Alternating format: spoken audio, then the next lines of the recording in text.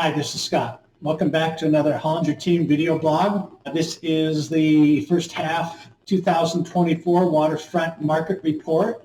And as we start into this, we'll be sharing with you some pretty substantial changes that we've seen in the market, not just waterfront, but real estate in general in our area.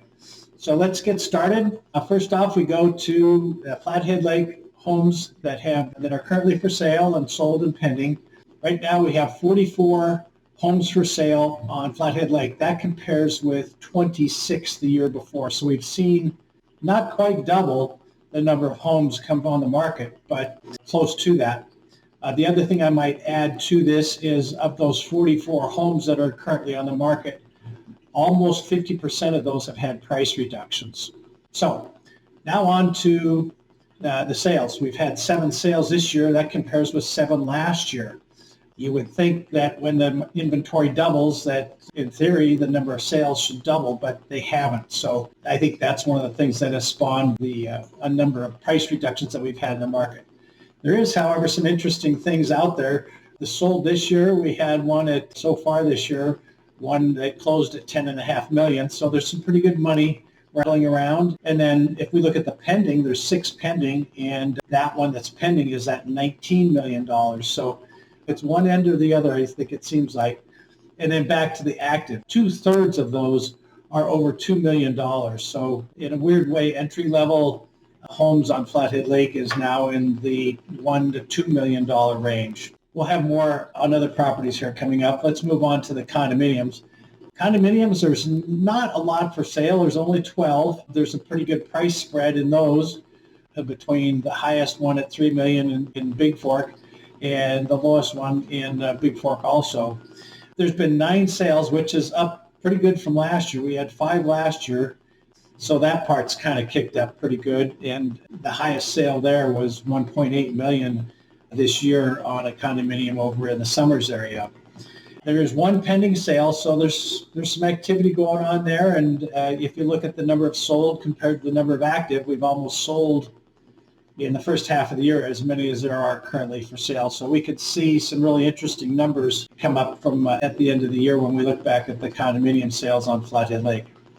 Flathead Lake land, 14 for sale, so not very many for sale at the lake. And I think one of the things that we see sometimes is the competition to land sales are residential sales, because we had seen a pretty good selection in the residential and not too much on the land. So that kind of pushes people over looking into seeing what they can find for, say, a cabin or even a home on the lake and not have to go through the building process.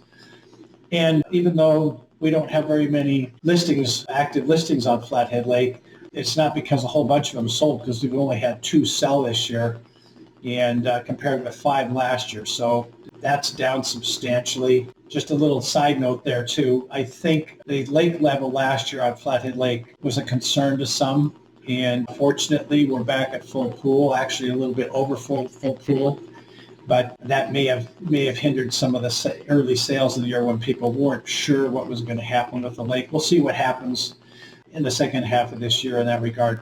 And by the way, those of you that have been active in talking with our leadership, our elected officials and things like that on this lake level thing, don't take your foot off the gas on it, because it's not over yet.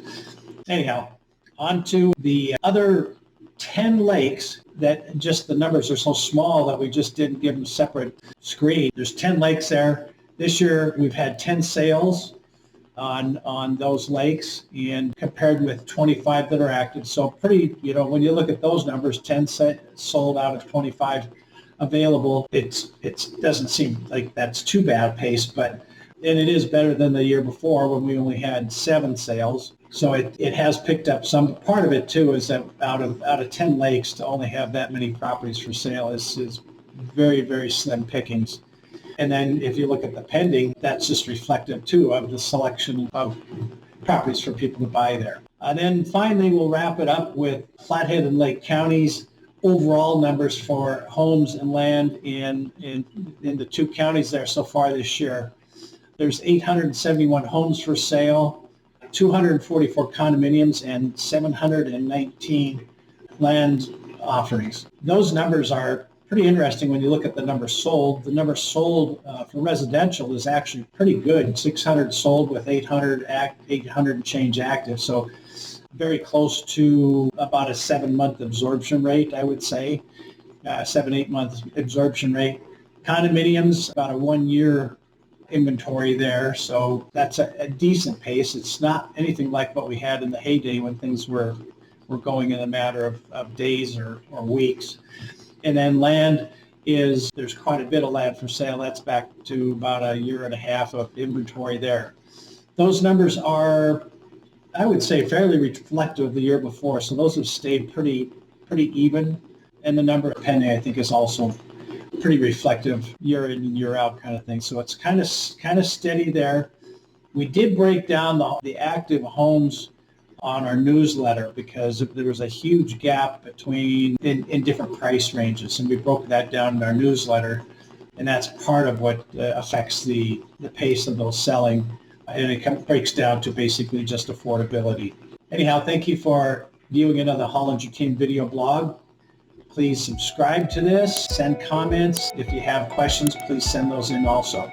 Look forward to giving you our next report.